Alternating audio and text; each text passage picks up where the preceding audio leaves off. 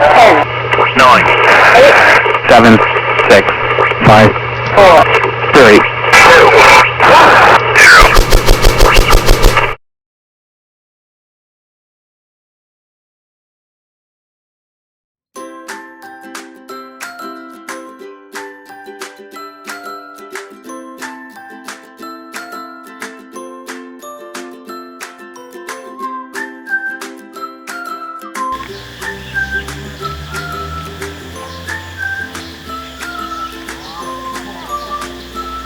สวัสดีค่ะพวกเรากลุ่มน้ำกระเจี๊ยบมีสมาชิกทั้งหมด 7 คน 1. เด็กหญิงรัติการเหมือนคำฟ้าน 2. เด็กหญิงพัชราภาเมืองมาล่า 3. เด็กหญิงอัญชิชาขันทะ 4. เด็กชายณัฐวุฒิตาบุญเรือง 5. เด็กชายกฤษดาคำมังมูล 6. เด็กชายธราวุฒิศรีตา และดิฉันเด็กหญิงเกษรินเมืองมาล่า ตอนนี้พวกเราจะมาสาธิตขั้นตอนและวิธีการทำน้ำกระเจี๊ยบค่ะ ครับก็คือวัสดุอุปกรณ์การทำน้ำกระเจี๊ยบครับ กระเจี๊ยบ 150 กรัม พุทราจีน 150 กรัม น้ำตาลทรายแดง 1.5 กิโลกรัม น้ำเปล่าสะอาด4 ลิตร กระชอนทัพพี ขวดสำหรับใส่น้ำกระเจี๊ยบมี2ขนาดหม้อและเตาแก๊สครับ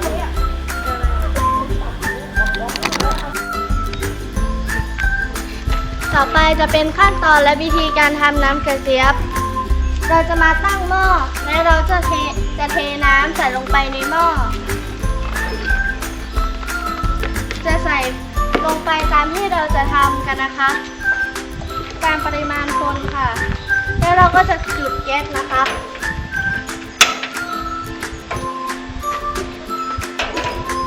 และต่อไปนะคะ เราจะมาล้างกระเจี๊ยบกันค่ะ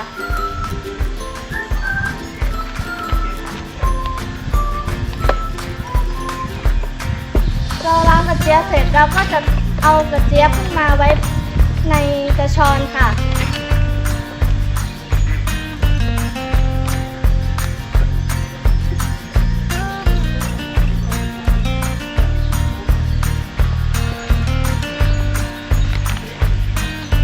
แล้วเราก็เอากระเจี๊ยบใส่ลงไปในหม้อนะคะ ต่อไปเราจะให้เพื่อนที่เหลือของพวกเราบี้กับพุทราจีนค่ะ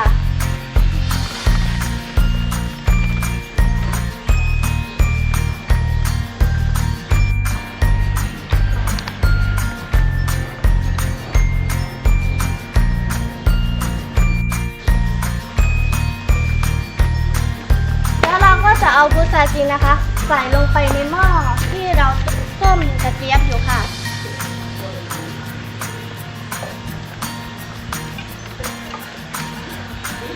จากนั้นเราก็จะ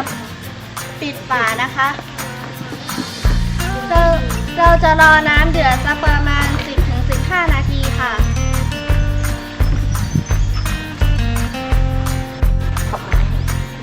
หลังจากที่น้ำเดือดเราก็จะปิดแก๊สกันนะคะ แล้วเราก็จะเปิดฝาและเอากระเจี๊ยบและพุทราจีนออกค่ะ เราจะตักใส่กระชอน แล้วเราก็เอากระเจี๊ยบและพุทราจีนที่อยู่ในกระชอนใส่ลงไปในถ้วยค่ะ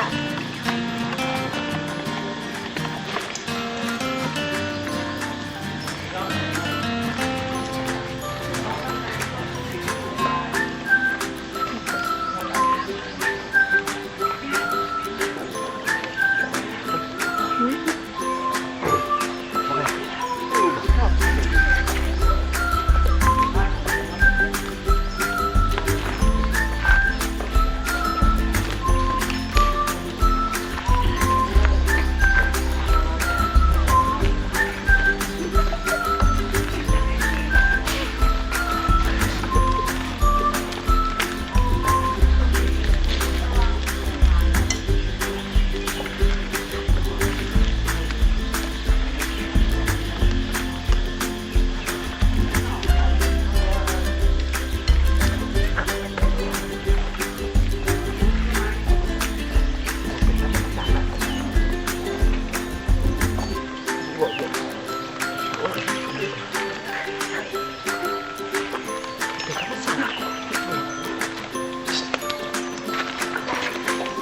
ครับ หลังจากที่เราตักกระเจี๊ยบและพุทราจีนเสร็จนะคะ เราก็จะใส่น้ำตาลทรายแดงลงไปในหม้อค่ะ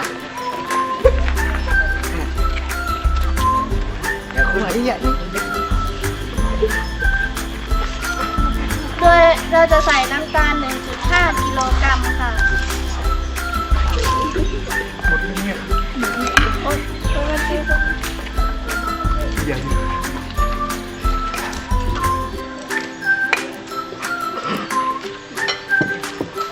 แล้วเราก็จะคนนะคะ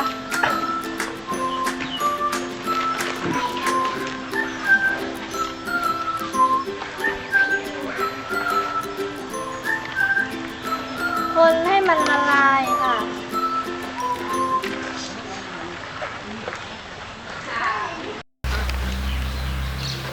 หลังจากที่เราใส่น้ำตาลเสร็จนะคะ เราก็จะปิดฝาค่ะ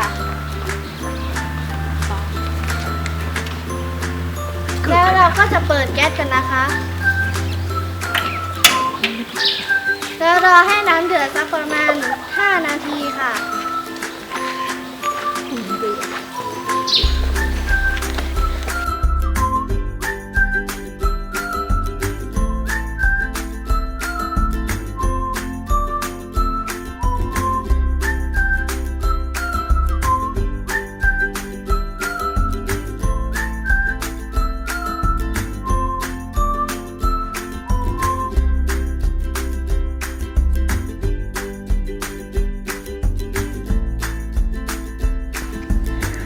ระหว่างรอน้ำเดือดเรามาดูประโยชน์ของน้ำกระเจี๊ยบกันเลยดีกว่าค่ะ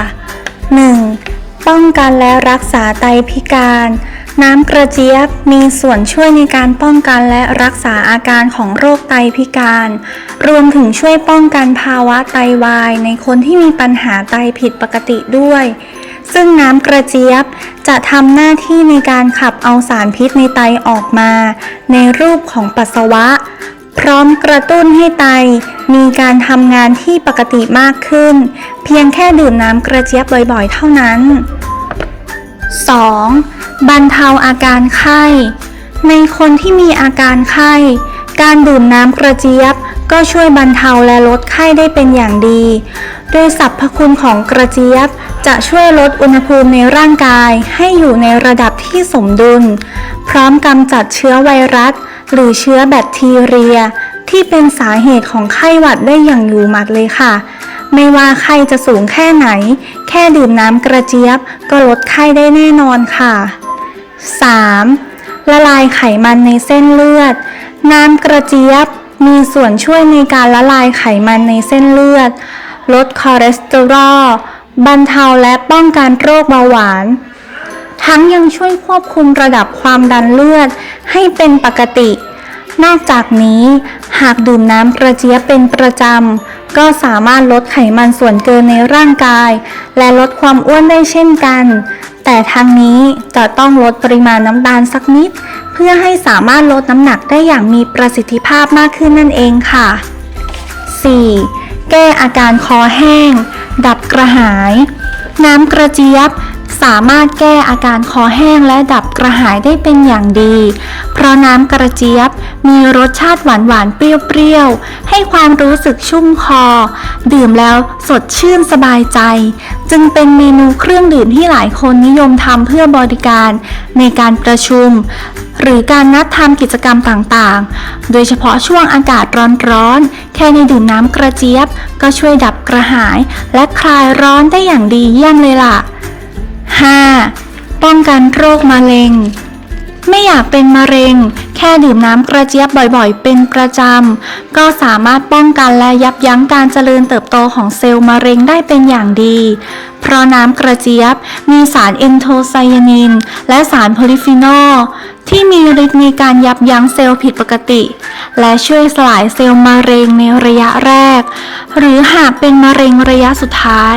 การดื่มน้ำกระเจี๊ยบก็สามารถบรรเทาและยืดอายุของผู้ป่วยมะเร็งได้เช่นกันค่ะ 6. ช่วยชะลอความแก่และต่อต้านอนุมูลอิสระการดื่มน้ำกระเจี๊ยบสามารถต่อต้านอนุมูลอิสระและชะลอความแก่ได้อย่างดีเยี่ยมเพราะน้ำกระเจี๊ยบแดง มีสารโพลิฟีนอลชนิดโฟโทเคสซูอิกที่มีส่วนช่วยในการต่อต้านอนุมูลอิสระ พร้อมลดริ้วรอยก่อนวัยให้ผิวดูอ่อนเยาว์ขึ้นอย่างเห็นได้ชัด อีกทั้งในคนที่มีปัญหาผิวแห้งกร้าน ผิวหมองคล้ำจากการโดนแดดเผา น้ำกระเจี๊ยบแดงก็สามารถฟื้นบำรุงผิวให้ดูกระจ่างใสและเรียบเนียนขึ้นได้ค่ะ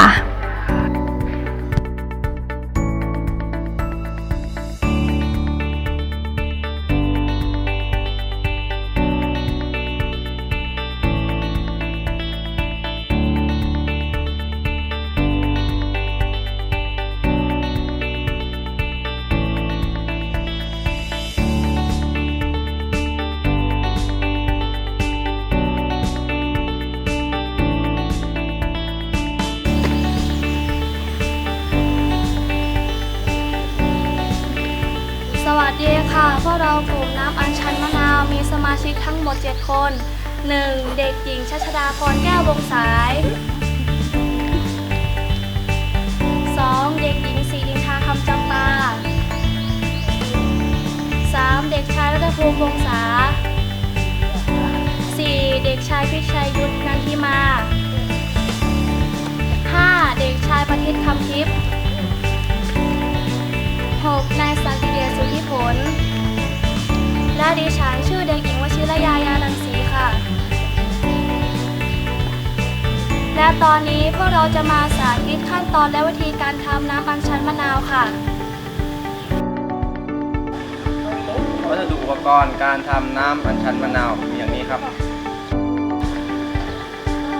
ดอกอัญชัน 300 กรัม มะนาว เกลือ 2 ช้อนชา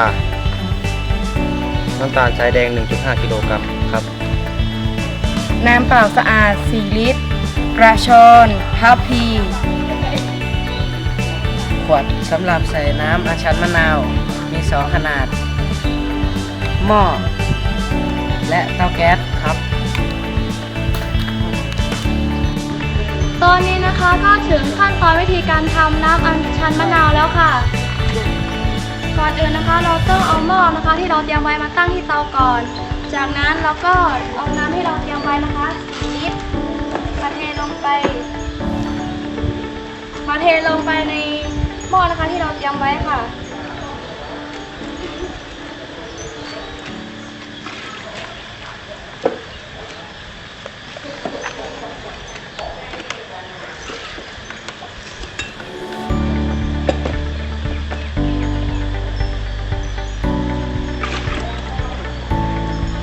เมื่อเราเทน้ำเสร็จแล้วนะคะ เราก็มาจุดเตากันเลยค่ะ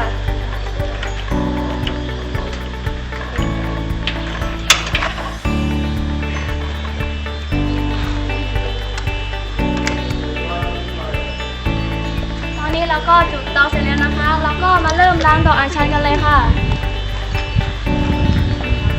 เราต้องล้างดอกอัญชันให้สะอาดนะคะเพื่อสุขอนามัยของเราค่ะ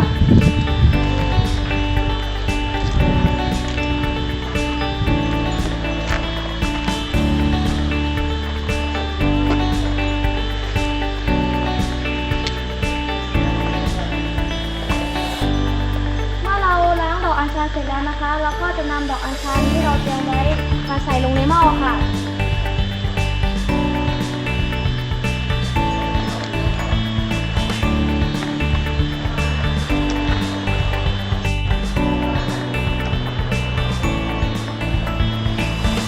เมื่อใส่ดอกอัญชันเสร็จแล้วนะคะเราก็นำฝาที่เราเตรียมไว้ปิดเลยค่ะ จากนั้นเราก็รอให้น้ำเดือดนะคะ ประมาณ 10-15 นาทีค่ะ ตอนนี้นะคะเราก็จะมาเริ่มคั้นน้ำมะนาวเลยค่ะ ก็เราจะเอาไปใส่ในน้ำอัญชันนะคะที่เราใส่ในหม้อไว้ค่ะ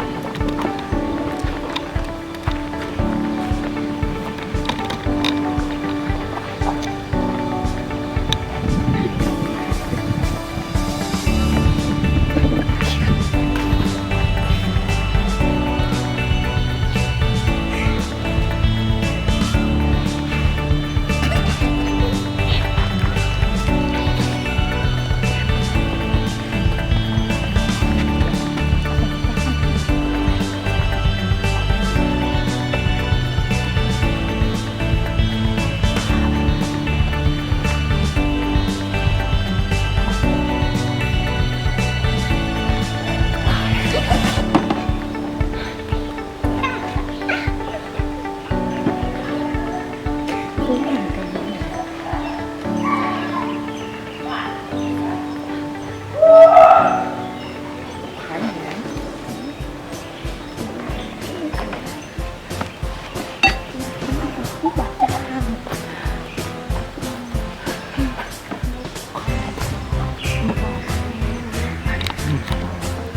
ส่วนใครที่ชอบรสเปรี้ยว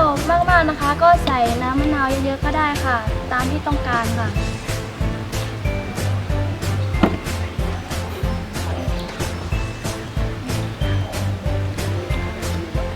มาสิ 80 หัน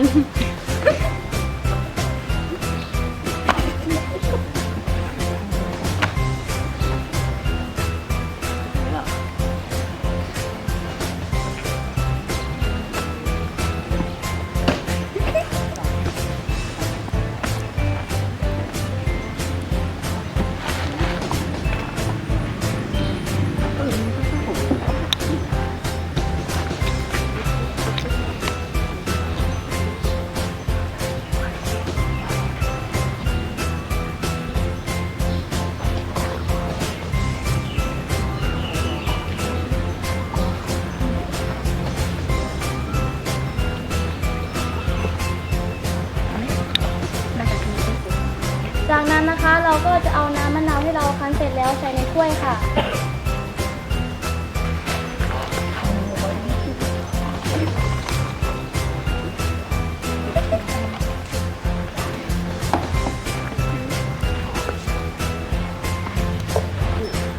ตอนนี้นะคะน้ำอัญชันของเราก็เริ่มเดือดแล้วนะคะ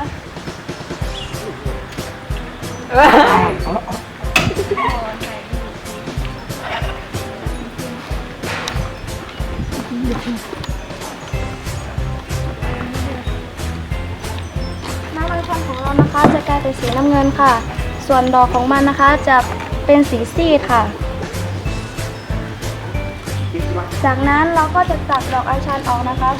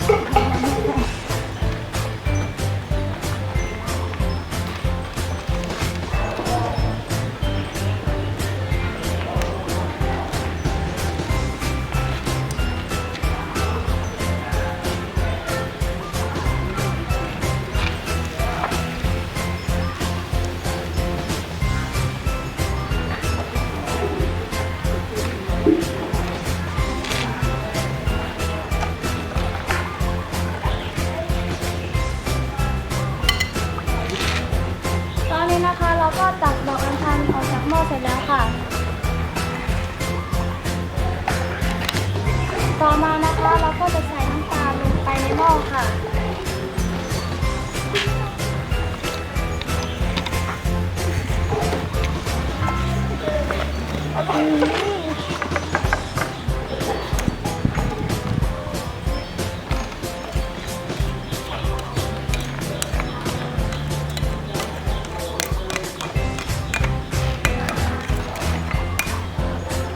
จากนั้นนะคะเราก็นำฝามาปิดค่ะ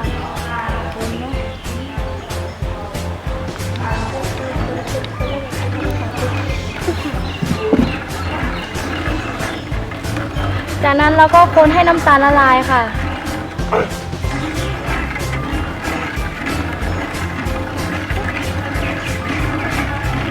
จากนั้นเราก็ปิดฝาค่ะ แล้วเราก็มาเปิดแก๊สและรอให้น้ำเดือดค่ะ